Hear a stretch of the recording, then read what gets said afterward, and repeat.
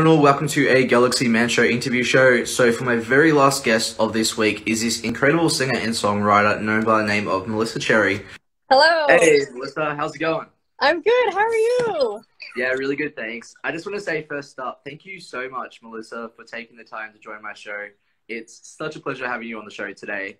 To people that don't know who you are, Melissa, if you give like a bit of backstory about yourself, and then we'll dive right into the questions. Okay, oh, my friend Chris is in the chat. Hi, Chris. So I started off as a classical piano player, and I just kind of went into classical music. Got into rock music in high school, and then when I was in college, I picked up a guitar and started writing music.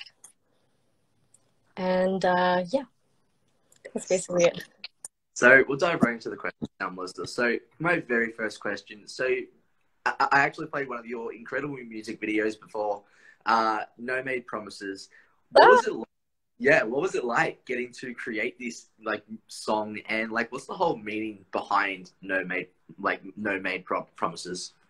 Yes, so that's like probably one of my most favorite songs I've ever written, because it just kind of came on just so randomly. I was just in my backyard, and I just like put my hands on the guitar and started strumming, and then that little melody came out, and I was like, oh my god, this is so cool. But so the song was inspired by how kind of like there's nothing in life that's like promised. And so that's kind of the meaning behind the title, No Made Promises, where sometimes we have relationships and situations that we think are going to last forever. And sometimes they don't. And then we have to kind of learn to deal with that and kind of have the grace to let go of something that's not working, even if, we really loved this person, or we were very attached to a certain person, or we put a lot of time into the relationship. If it stops working, there's nothing is promised in life. So we need the grace to surrender that. But then from that comes like a very great power, in my opinion. You feel very empowered because you're doing the right thing for yourself. Well, I have to say, by the way, like the music video was sensational. Like to people that haven't seen the music video, definitely go give the music video a watch. Like it's sensational. Like the dress that you wore. Thank you so much. Like really, really incredible. So yeah. So we put a lot of work into that, yeah. Yes. So, and the beach scene. Oh man, the beach looked incredible too. Like, what was it like getting to film on the beach? Oh, it was so cool. So it's actually like this little lake kind of thing. There's a place near me in New Jersey called Sparta. Oh, actually, where are you from, Jacob? Australia. Oh, you're from Australia. Wait, so is this Australian time, or is it? It's pretty much. Yeah. Oh my goodness. Okay, because you said PST, so I was thinking, is he from California? Like, oh, I didn't know. That's really cool. Yeah. Cool. Yeah. So this place near me that some of my guys will know called Sparta, and there's like this little like walkway kind of thing, and so we were just kind of filming, and I was just picturing I just want to walk and sing the song and then do some dances, and it was cool. There was a couple of old people that's like, oh, what are you doing? What's happening here? What's going on here? Awesome. So on to our very next question for you. So you've also created a song called Burn Burn. What was it like getting to create Burn Burn, and like what's the whole meaning behind this song? So I know you emailed me, right, about some of my songs. Burn Burn, Family Tree and Pieces, all those songs were all made in my basement, and they were all just kind of me just being like, I know nothing of music production, but I'm just gonna try my best, and so when I wrote Burn Burn, I was like pretty early on in college. I was like a freshman or sophomore, and I went to a music school, and in the music school there was a bunch of jazz jerks. Like, I don't know if you know what a jazz jerk is, but yeah. There are just some people that are just so snobby, and they think they're better than everybody else and whatever. And so I was really afraid to show people my music initially, because I was just like really preoccupied with like, what are these jazz jerks gonna think? They're gonna be mean to me, And so that song is just kind of about like, you reach a point where you're just like, you know what? I'm just tired of feeling like this. Excuse my language, but like, I don't give a fuck. Like, if these jerks are not going to approve of my music, because it's my vision, it's what I want. It's like when people get into groups and they like form, like just like exclude people out of those like kind of like groups and situations and stuff. Absolutely. Like I've dealt with a few of that, and I'm like, why is that the case? Like, can't you just let people, I don't know, join or whatever? At the same time, it's like we're all people, and Right. we all have to accept one another. So I don't know. Yeah, And we're all great. musicians, and it's hard to be a musician, you know, like no matter what genre you're playing, no matter how complex or simple your music is, like we're all musicians, like trying to do the same thing. We should all just, you know, be nice to each other. Yes. So on to our very next question. So you've also, as you mentioned, the family tree. What was it like creating this one, and like what's the whole meaning behind the family tree? So the family tree, for those of y'all watching that have like just bad families or just kind of like troubled families or whatever, it's basically about, you know, coming from a troubled family and kind of viewing it. I feel like the verses represent three viewpoints. So like verse 1 is kind of like viewing it as a child. Verse 2 is me viewing it as a teenager, and then verse 3 is me viewing it as an adult. And it's about, you know, having a turbulent relationship with a specific family member, but then learning as an adult that parents aren't perfect, adults aren't perfect, and you can learn to forgive them for your own benefit. And it's kind of like, you know, you leave that door open for them to come back into your life. On to the very next question. So you've also created a song called Pieces. What was it like creating this one, and what's the meaning behind this? Yes. Okay, so Pieces, Pieces is very much like a song about like identity and like how you're viewing yourself. So I feel like there's definitely times in our lives where sometimes we just think like, wow, like I'm such a broken person. Like I think we all at some point reach that and you know, over whatever. And I just feel like I was feeling that way, and like so the song is kind of about how like, but everybody has stuff that they've gone through. Everybody feels broken in some capacity. So it's like, you know, it's a part of who you are and it's part of your story, and that's what makes you who you are in a positive way, you know? On to the very next question. So what made you decide as a person, and especially as a music artist, like to get into singing in the first place?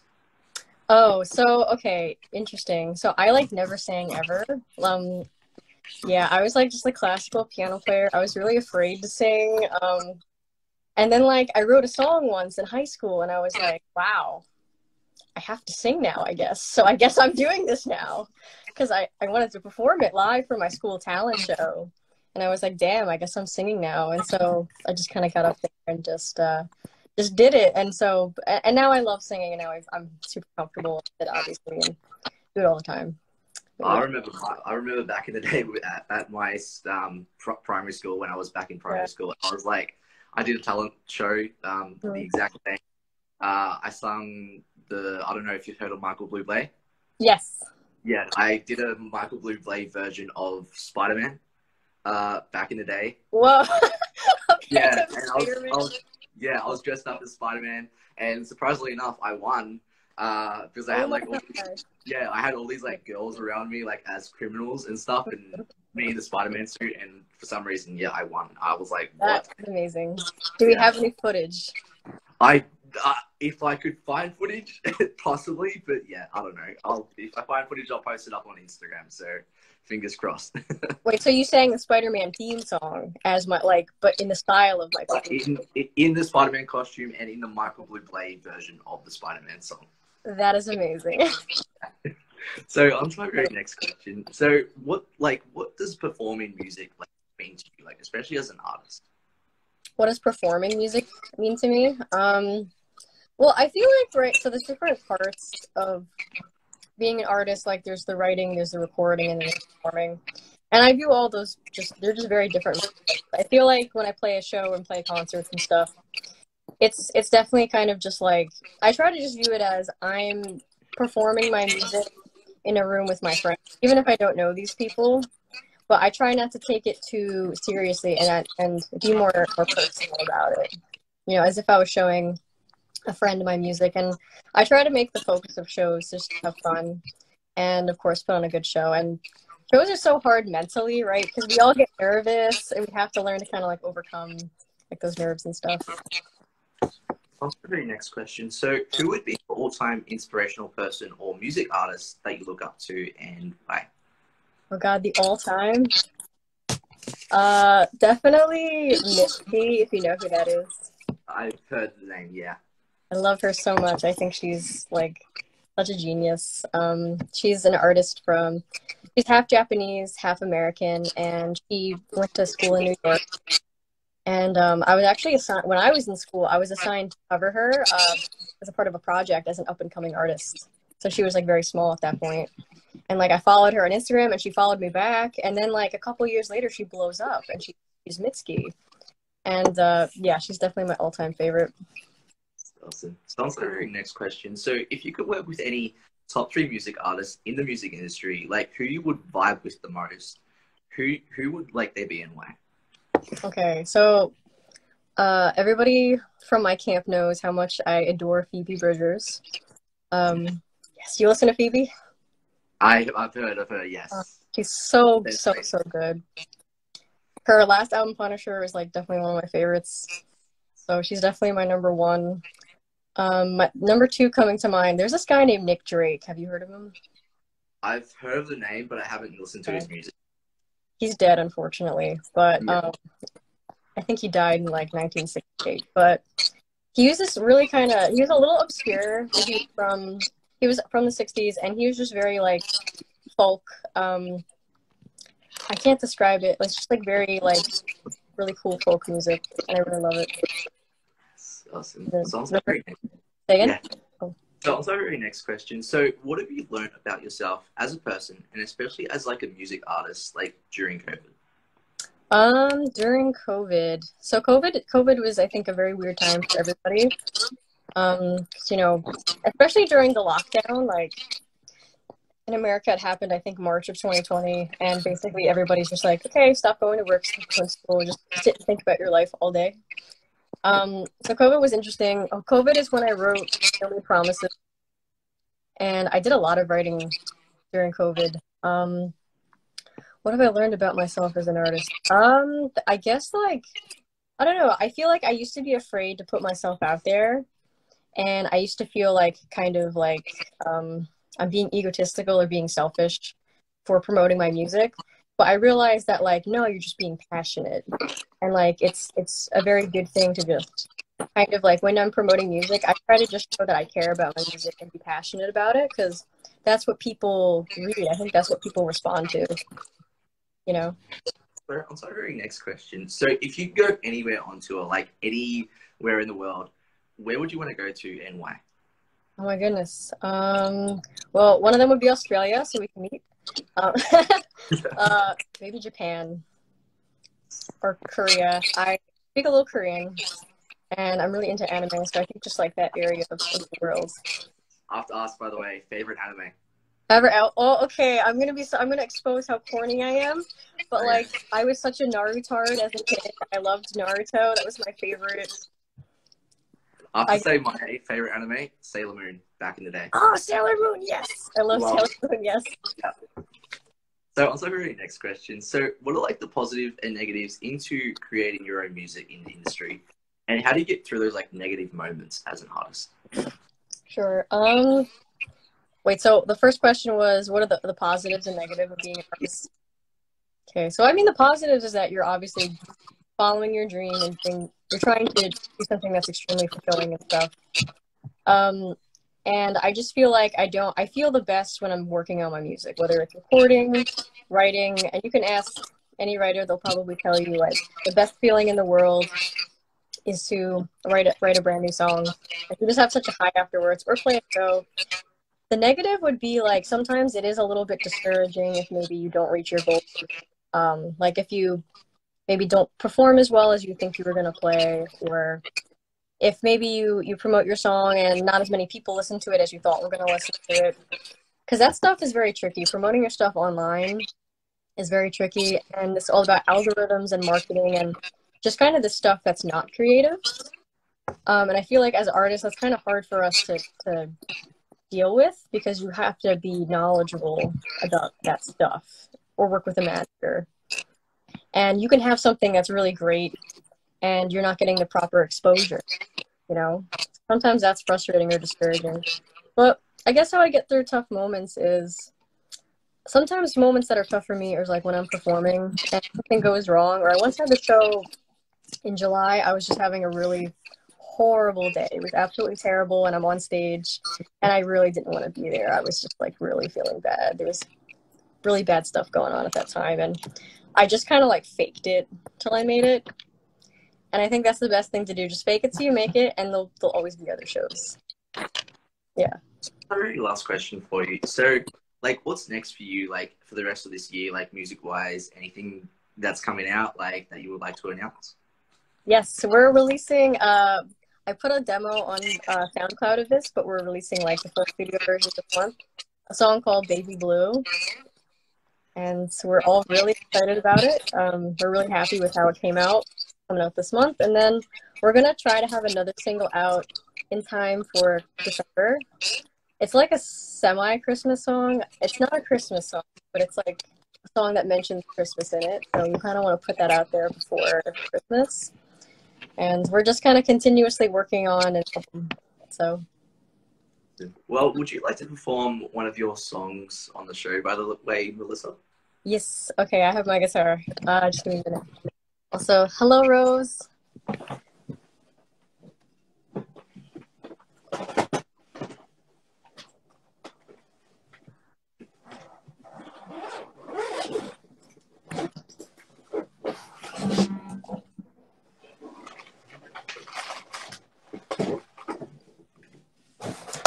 Okay, y'all. So I think I'm gonna play a brand new song. 1, 2, 3, 4, 5, 6.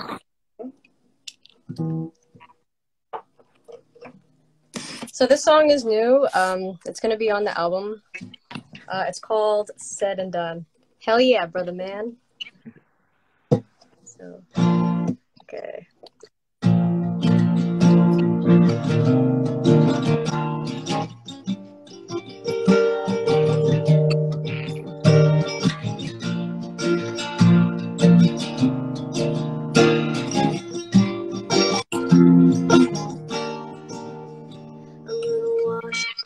Out of my storm, I wanna fly you out of my veins. Now it's all said and done. You've given me more of the same. So tell me, turn again before I miss the turn again to go back home tonight. 'Cause I feel my head turn backwards. I must be out of my mind.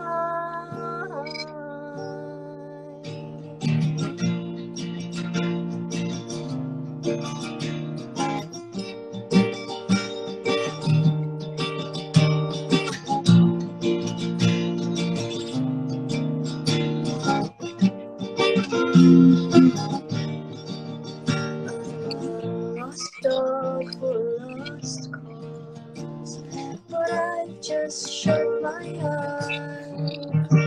I'll remember you colors, as bold as their fine eyes. Your heavy hands, I don't understand the weight of what you've done. I'm gonna wish I never met you.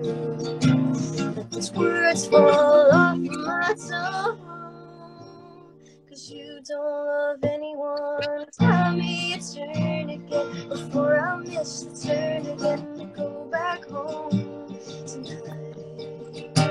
'Cause I feel my head turn backwards. I must be out of my mind.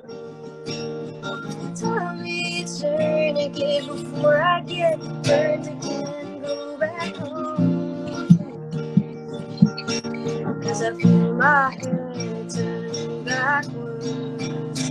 Must be out of my mind.